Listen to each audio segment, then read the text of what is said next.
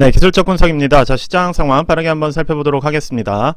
자, 나스닥 같은 경우 0.55% 정도의 하락이 나왔어요. 자, 어제 그래도 상승을 좀 만들어내는 과정에서 전고점 인근에서 다시 무너져 내린 것으로 보이는 상황입니다. 자, 그렇다 보니까 일단은 시장이 반등을 만들어내려고 하다가 조금 더 조정을 받는 흐름으로 갈 가능성이 높아졌다. 자, 이렇게 보이는 상황이에요. 자, 이전에도 말씀을 드렸듯이 지금 현재 위치 자체가 나스닥 자체는 아직 고점이 좀 남아있긴 하지만 자, QQQ 같이 이런 기술주 위주의 상승이 나오던 흐름에서 전고점 인근에 도달해 있는 상황이기 때문에 어쨌든 조금 더 강한 저항들이 발생할 수가 있고 이전에 비해서는 조정이 좀 더 길어질 수 있다라고 강조를 드렸어요. 지금 현재 실제로 그러한 흐름이 나오고 있는 상황으로 보여지고 자, 이 부분에서의 조정 라인이 어쨌든 조금 잡혀갈 수 있는 흐름으로 시장이 움직이고 있다. 이렇게 말씀을 드릴 수가 있을 것 같습니다. 자, SOXX 같은 경우도 이미 전고 라인에 도달을 해 있는데 자, 이제 이 부분을 도전하는 모습으로 반대로 조금 움직였어요. 자, 그래서 다만 이제 윗꼬리가 생기면서 돌파는 하지 못했기 때문에 자, 오늘 이후로 어떻게 움직이는지를 보고 자, 기술주가 조정받는 흐름에서 반도체는 조금 더 상승을 이어가는 흐름이 나올지 자, 요 저항선 인근에서 어떠한 움직임이 나오는지를 좀 집중해서 봐주시면 좋을 것 같습니다.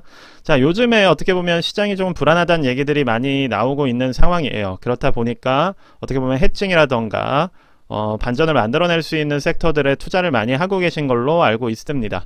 자, 대표적인 게 TMF 같은 거겠죠. 어쨌든 채권, 즉 채권 가격이 올라가면 세배 레버리지로 연동되는 그러한 롱 상품이죠. 채권 가격에 대해서는.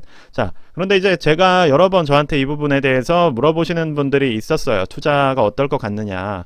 자, 저 같은 경우는 해칭용으로 많이 사용한 적이 있습니다. 이러한 구간들에서 실제로 멤버십에서는 매수 말씀을 드린 적도 많았고, 그런데 이제 전체적으로 보자면 아직은 기술적으로 보았을 때는 투자할 만한 어떠한 준비가 되어 있는 종목은 아니라는 생각이 들어요.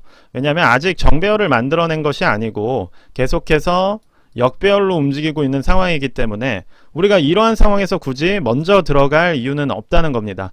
금리 인상이 지금 이제 끝났다고 생각하시는 분들도 있겠지만 여전히 동결 아니면 소폭 상승에 대한 여론이 있는 상황이고 실제로 그렇게 될 가능성이 높기 때문에 이 부분에 대해서 정말로 채권 가격이 언제부터 반등할지는 지금 우리가 예단하기에는 어렵다는 거예요. 그리고 실제로 동결하는 과정에서 예를 들어서 시장에서 어떤 불안 요소가 생기게 된다면 자, 그러한 부분들에 대해서도 우리가 고민을 해볼 필요가 있다는 겁니다. 물론 이제 금융 쪽에서의 부실이 발생하면서 금리 인하에 대한 요구들이 생겨날 수도 있겠죠. 그렇게 되면 자연스럽게 이러한 정배열 구간이 잡힐 것이라는 거를 여러분들이 조금 아셨으면 좋겠어요.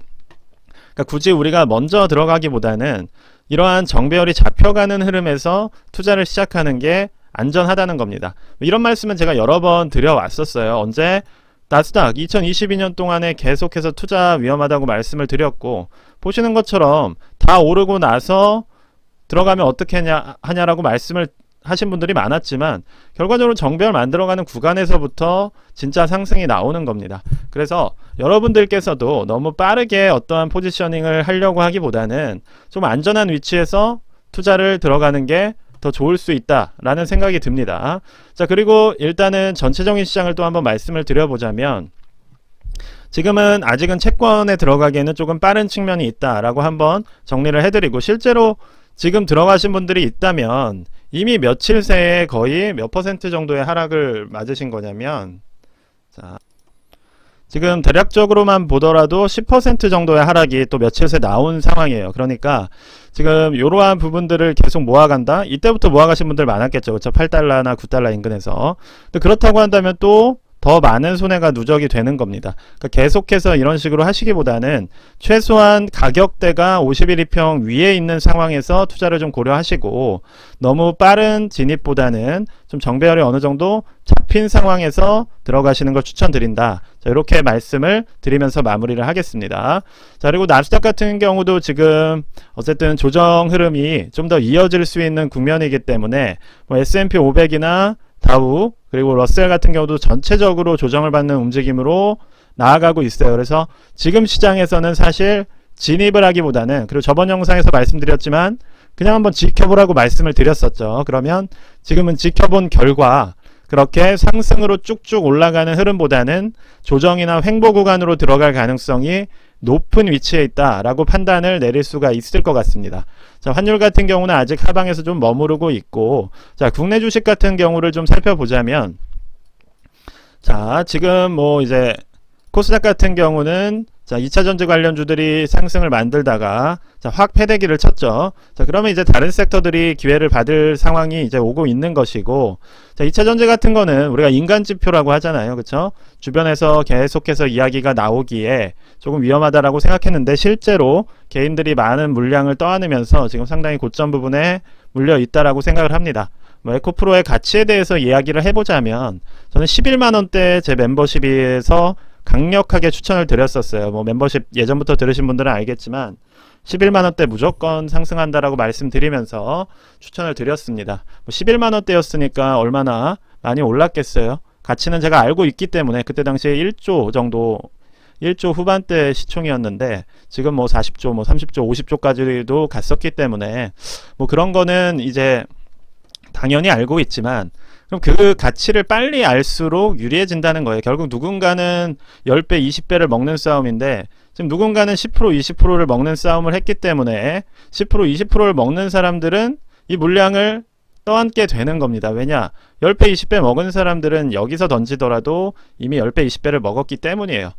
그런 부분들을 생각을 하면서 사실은 뒤늦게 높은 위치에서 들어간다는 게 상당히 위험 부담이 있다는 것을 여러분들도 조금 인지를 해주시는 게 좋을 것 같습니다. 자, 코스피 같은 경우도 어느 정도 조정을 받으려는 초입의 모습이에요. 코스닥도 사실 그런데 어쨌든 지지 라인이 이렇게 상당히 강하게 잡혀 있기 때문에 자, 이 부분을 유지하는지를 좀 유의 깊게 볼 필요가 있을 것 같아요. 이 부분이 뚫려버린다면 좀 조정폭이 커질 수가 있는 거라서, 자, 국내 주식 하시는 분들은 자, 요 지지 라인들, 기존의 코스피나 코스닥이 만들어 왔던 지금 요 주요한 지지 라인들을 무너뜨리는지를 좀 확인하면서 대응을 해주시면 좋을 것 같습니다. 그래서 오늘 시장이 좀 중요한 게 순환매별로 섹터가 돌아가는, 즉 예를 들어서 2차 전지는 좀 빠지지만 뭐 반도체라던가 아니면 뭐 미용 쪽이라던가 이런 쪽이 상승이 나온다면 뭐 그렇게 위기까지는 아닌 것이고, 아예 전체적으로 다 무너져 내린다면 전체 섹터에 대한 포지션을 좀 더 안전하게 재분배할 필요는 있다라고 생각이 되는 상황이에요.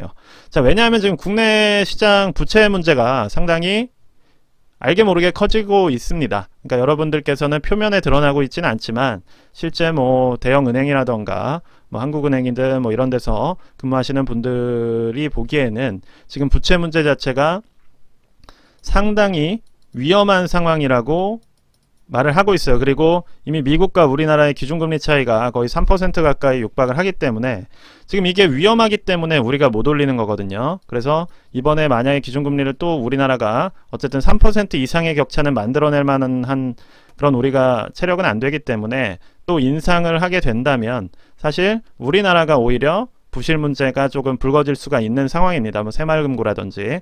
그래서 일단 국내 주식도 조금씩 위험 대비는 필요할 것 같아요. 그러니까 아직 표면화되진 않았지만 조금 위험에 대한 대비나 그런 부분들을 하시는 게 좋을 것 같습니다. 결과적으로 그렇다고 한다면 달러가 제일 안전한 자산이기 때문에 여러분들께서 미국 주식을 투자하면서 만약에 수익을 보셨다고 한다면 이걸 달러로 현금화해서 들고 있는 것 자체로도 해칭이라는 점을 알고 계셔야 돼요. 그러니까 엄청난 해칭인 겁니다. 만약에 국내에서 시스템상의 문제가 생긴다고 했다 하더라도 결과적으로 그렇다면 국내 환율 자체는 1500, 1600까지 갈 수가 있기 때문에 그것만으로도 20, 30%의 수익을 볼 수가 있는 겁니다. 자, 그런 부분들을 염두에 두면서 여러분들이 자산 배분에 지금은 조금 신경을 쓸 때다.